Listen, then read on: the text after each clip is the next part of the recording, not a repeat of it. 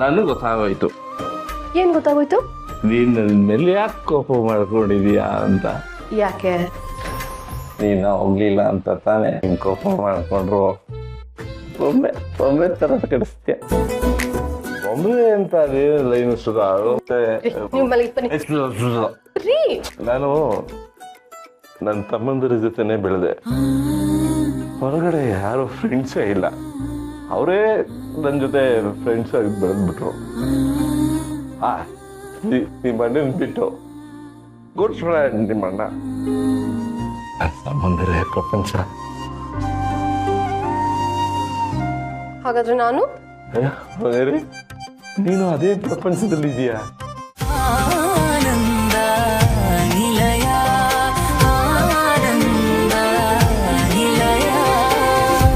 ನೋಡಿ ನಿಮ್ಮ ಸ್ಟಾರ್ ಸುವರ್ಣ ಹಾಗೂ ಜಿಯೋ ಹಾಟ್ ಸ್ಟಾರ್ ನಲ್ಲಿ ಮಾತ್ರ.